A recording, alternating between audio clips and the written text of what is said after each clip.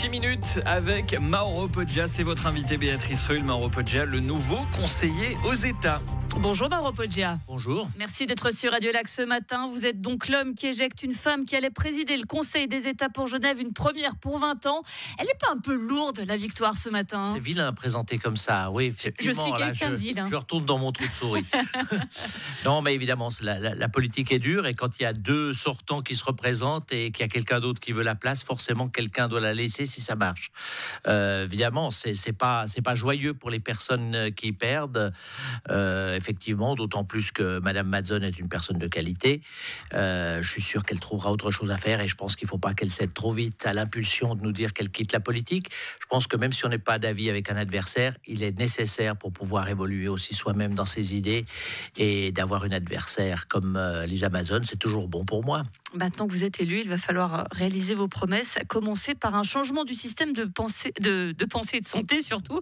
La caisse de compensation unique, c'est pour quand, Mauro Poggia? Bon, on fait rien tout seul, hein. Donc il faut être une force de proposition et d'impulsion. Je pense que c'est aussi un contre-projet qui peut être intéressant pour la droite par rapport à l'initiative de la gauche d'une caisse unique fédérale, qui est quand même quelque chose de révolutionnaire dans le paysage actuel. Je pense que laisser d'abord les cantons qui veulent faire des projets pilotes, et Genève en fait partie, j'en suis certain, mettre en place un système de caisse unique, mais de compensation. Ça va être votre première mission, c'est de l'obtenir de Berne, qu'on puisse le faire. La première mission, c'est de mettre dans la loi la possibilité de le faire et de convaincre une majorité, d'abord du Conseil des États, puis ensuite du Parlement, de laisser les cantons essayer autre chose, puisque les partisans de la concurrence devraient comprendre que si on veut faire autrement et que c'est mieux, il faudra suivre. Et pour convaincre, il ne faut pas être tout seul. On vous l'a assez reproché, vous n'avez pas de groupe. Alors vous allez siéger avec qui? Je sais que c'est la question que vous pose depuis hier. Vous avez 24 heures pour réfléchir, pour passer vos petits coups de fil. Alors depuis hier soir, il n'y a pas eu de changement majeur. Je pense que les gens dorment. Non, mais il y a aussi un autre deuxième tour à la fin de cette semaine dans 4 cantons. On comprend bien que les présidences des partis peuvent exprimer un avis d'ouverture, ce qui est le cas pour les partis de l'Alliance. Si j'ai avec l'UDC, ça, c'est envisageable? Écoutez, je n'exclus rien, mais je dois dire que ce serait très difficile aussi pour comprendre pour mon électorat.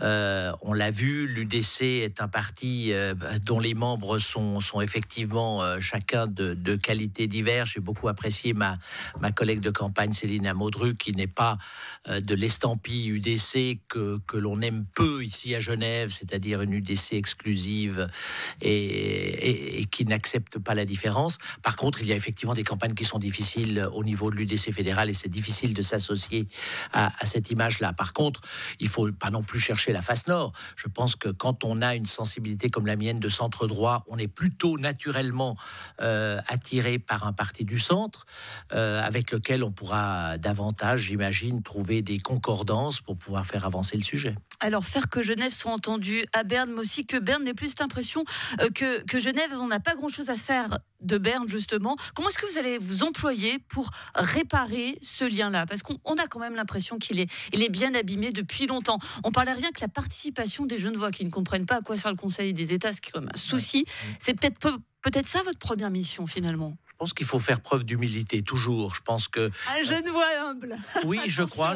Malheureusement, on a une image d'arrogance, parce qu'on est un canton riche, bien sûr. On est un canton contributeur. Le Zurich est riche aussi, mais n'a pas la même... Zurich est riche aussi, mais n'a pas cette même réputation. Zurich, il a avec lui toute une série de cantons qui sont environnants, qui le soutiennent, ce qui fait qu'il est beaucoup plus populaire. Genève est quand même isolée au Far West de la Suisse, donc il faut arriver avec humilité et s'imposer, je pense, par la qualité du travail, par le sérieux du travail, faire oublier ce que sont ces genevoiseries pour qu'elles soient considérées aussi comme des idées genevoises qui font évoluer les sujets de société. L'innovation genevoise passe par la genevoiserie. Mauro Poggia, Matthias Ebischer, Effi Allemann, Beat Jans, Daniel Josic, Roger Nordman, John Poult, ce sont les candidats socialistes au Conseil fédéral. Vous allez voter pour qui? J'en sais rien. Honnêtement, j'en sais rien. Il faudra qu'on aura aura 15 jours de session pour connaître les candidats. J'écouterai aussi ce que l'on dit autour de moi. Je pense qu'il faut quelqu'un qui soit intelligent. J'imagine qu'ils le sont tous. Mais en tout cas, on espère à ce niveau-là. Mais ouvert aussi, je pense. Il ne faut pas quelqu'un de trop dogmatique. D'ailleurs, il aurait peu de chances de passer la rampe, on le sait, au niveau du Conseil fédéral. Maintenant, il faudrait voir dans quel département il aurait le plus de chances d'arriver pour savoir quelles sont les affinités qu'il faut qu'il ait. Pour terminer, Mauro Poggia, seul contre tous, a été élu Conseil d'État à Genève.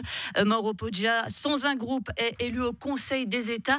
Est-ce que Mauro Poggia rêve seul contre tous du Conseil fédéral ?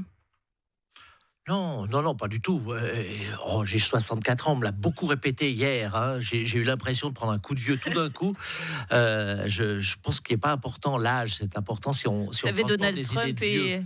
Alors, je ne crois pas en disant avoir fait passer des idées de vieux. Je rappelle quand même que pour l'affaire Uber, il y a une seule personne dans toute la Suisse qui s'est dit que ce système d'ubérisation ne fonctionne pas. C'est quand même moi, et c'est pas quelqu'un de gauche. De nouveau seul contre tous. Voilà, je pense qu'il faut être créatif et surtout il faut être à l'écoute des gens. Les gens ont les problématiques, ils ont souvent les solutions et il faut écouter, être le porteur de ces problématiques et des solutions qui souvent nous sont soufflées. Le porteur qui n'était pas le porteur d'eau dans l'Alliance genevoise, Mauro Poggia, nouveau conseiller aux États qui entre en fonction donc d'ici 2 semaines environ. Merci d'avoir été sur Radio Lac ce matin. Merci pour l'invitation.